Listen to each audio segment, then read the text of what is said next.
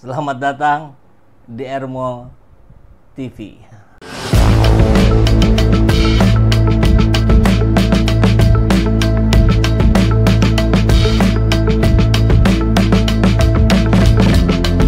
Bersama saya, Saiful Zaman, kebaikan yang terorganisir akan selalu mengalahkan kejahatan.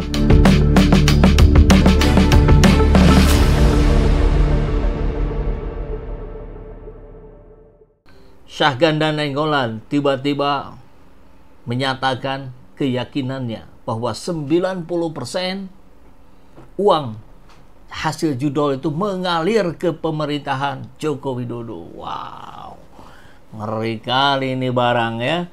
Jadi kita lihat memang Budi Ari sudah mulai semakin dekat pada pemeriksaan, dipanggil sebagai saksi dulu barangkali ya, saksi terlapor.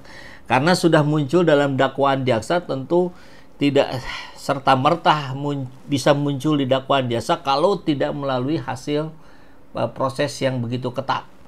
Artinya dugaan kuat sehingga bisa disebut. Nah, ini kita coba lihat satu persatu kabarnya. Tentu tentang Pak Jokowi juga masih kita sisipkan karena itu terus memicu ya, perseteruan di publik yang harus segera dihentikan karena mau nggak mau ini mengganggu kinerja Prabowo Subianto dalam mengelola negara ini. Lepaskan saja, Pak. Jadi kalau kita lihat ada gambar sedang berpegangan ini antara Prabowo dan Budi Ari, saran banyak orang lepaskan saja genggaman tangannya, Pak. Biarkan proses hukum memeriksa dan memutuskan keadilan bagi negeri ini. Dan SN, Syahganda Nainggolan, yakin 90% uang judol mengalir ke pemerintahan Joko Widodo. Wah, nanti bisa ini juga ya, diminta sebagai saksi nih sejauh mana keyakinannya. Lo Budi Ari juga main di situ. Ya, ini kan yang terjadi sekarang begitu. Budi Ari ini kan sudah diperiksa sebagai saksi, ya kan? Mana tahu nanti diperiksa sebagai tersangka. Ya kan? Diperiksa sebagai saksi di pemeriksaan kepolisian. Kepolisian belum, pengadilan belum. Iya, nggak tahu berani hakimnya.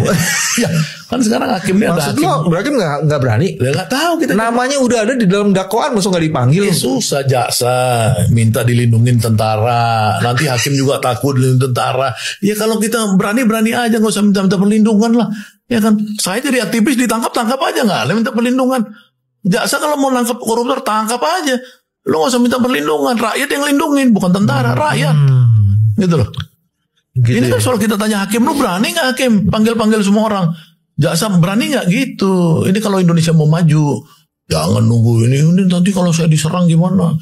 Kalau saya ini kayak jaksa sekarang ada di Serdang, atau mana sekarang yang dibacok di apa? Ya risiko jabatan lah lo. Kalau nggak jangan jadi jaksa lo.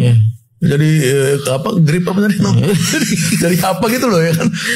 Novel Baswedan di ini kan? Novel Baswedan di matanya diserang, tapi masih sehat aja, tegar. Jadi orang ini, ya pokoknya bangsa ini jangan penakut gitu aja ya kan? Oh gitu. Iyalah, ngikutin teorinya Sun Tzu ya, ya kan?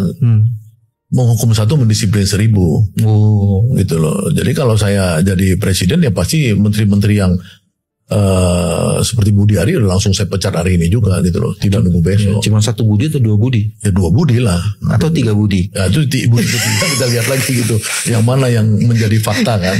Kan sampai sekarang orang belum tahu ada faktanya nggak kan? Ya.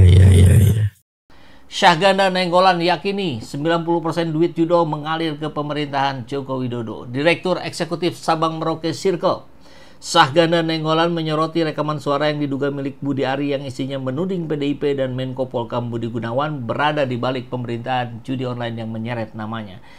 Dan tentu kita juga bisa mengempati kepada Budi Ari bahwa Budi Ari tidak juga dengan serta-merta menuding PDIP dan Menko Polkam Budi Gunawan kalau dia tidak punya data. Jadi mungkin ini yang nanti akan disampaikan juga di pengadilan ya. Sesegera mungkin tentunya, biar nggak berlarut-larut ini. Menurutnya rekaman itu menimbulkan kecurigaan serius dugaan aliran dana dari praktek judol ke pemerintahan Jokowi. Kalau dugaan pastilah saya 90% yakin dana judi online mengalir ke pemerintahan Jokowi karena itu masa-masa menuju Pilpres. Ini disampaikan Syahganda ya di kanalnya Bambang Wijoyanto. Atas dasar itu Syahganda menyerukan pembentukan sebuah tim independen yang disebutnya sebagai Komisi Kebenaran. Keren juga namanya ya. Untuk mengusut dugaan tersebut secara menyeluruh. Jadi orang-orang yang tergabung di Komisi Kebenaran ini harus benar-benar orang yang benar. Atas dasar itu, oke, sudah ya. Menurutnya langkah ini penting untuk menjernihkan transisi kekuasaan dari era Jokowi ke Prabowo. Ini menyangkut kekuasaan lama dan baru, maka harus dibuat tim khusus untuk memeriksa itu. Ia juga menyinggung posisi mantan Menko Minfo Budi Ari yang menurutnya tak tersentuh dalam pusaran kasus judi online karena dianggap berperan dalam pemenangan Prabowo lewat organisasi relawan Projo. Pro Jokowi harusnya pro Prab ya kalau mau pro Prabowo. Kenapa Budi Ari tidak tersentuh? Karena dia bagian dari pemenangan Prabowo kemarin katanya. Namun demikian Syahganda menilai Budi Ari seharusnya legowo, mundur jika sudah tidak lagi sejalan dengan visi pemerintahan baru termasuk Asta Cita yang diusung oleh Prabowo. Kalau saya jadi presiden, saya langsung pecat.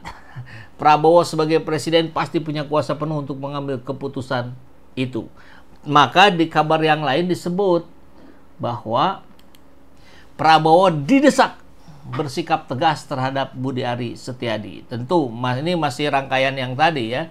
Masih Syahganda yang menyampaikan bahwa orang-orang seperti Budi Ari paling senang kalau menggeser isu kriminal menjadi isu politik supaya dia terlindungi. Dia mau geser ke situ agar moralnya tidak jatuh. Jadi ini sih politisi, ini urusannya urusan politik bukan hukum, padahal jelas-jelas indikatornya kuat.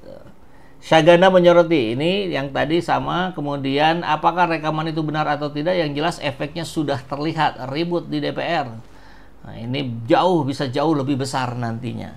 Dan guncangan ini sudah 7 skala Richter. Jadi presiden harus langsung eksekusi, harus memberikan tanggapan karena skalanya nggak main-main, kata Syahganda. Jadi kita tunggulah Pak Prabowo ya untuk angkat bicara soal ini. Kemudian ini sebuah keyakinan yang selain dari Syahganda muncul juga dari Mahfud MD, nggak main-main nih, mantan Menko Polhukam juga. Coba kita dengarkan ya, hukuman Budi Ari bisa seumur hidup.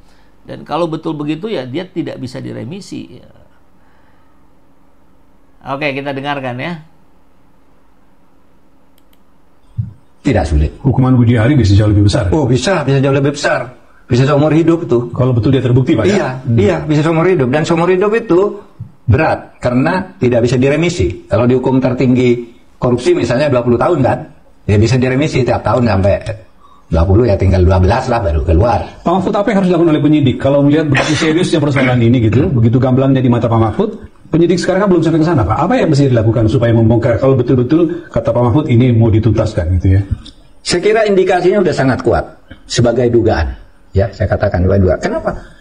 Orang bisa berkompromi, bersepakat untuk memberi 50%. Kalau tidak dapat fasilitas lebih dulu, tidak mungkin. Kalau tidak ada sinyal-sinyal. Nah, jadi pasti ada sinyal. Sehingga bisa muncul dalam hukuman Budi Ari bisa jauh dakwaan jaksa. Kan kurang lebih begitu logika sederhananya. Dan ngeri nih, bisa seumur hidup. Dan kalau sudah seumur hidup tidak ada remisi. Rezim kemarin parah, judol dipelihara katanya ya. Berarti logistik waktu Pilpres kemarin duit haram dong. Ya iyalah. Jadi keinget kasus Hasto saling bongkar. Apa kabar Hasto? Katanya mau buka kartu. Sedang di pengadilan, sedang diproses. Ya sedang buka-buka kartu juga. Kalau di Jepang orang seperti Budi Ari ini sudah melakukan hara kiri. Oh, kalau di sini apa? Hara kanan ya.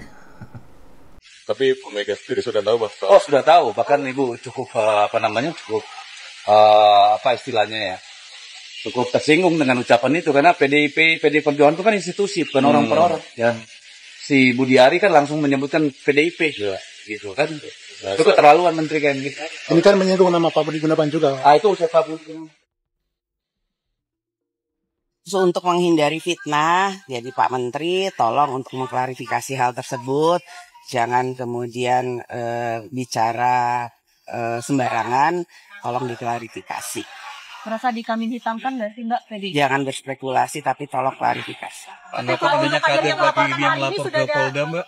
Apa? Kader PDIP ada yang melapor ke Polda terkait hal ini? Ya silakan saja untuk bisa menghindari fitnah dan menghindari hal-hal yang tidak diharapkan. Karena menyebutkan satu nama atau satu lembaga tanpa bukti, ya tentu saja pasti ada pihak-pihak yang kemudian tersakiti. Jadi sebaiknya klarifikasi hal tersebut. Dari hal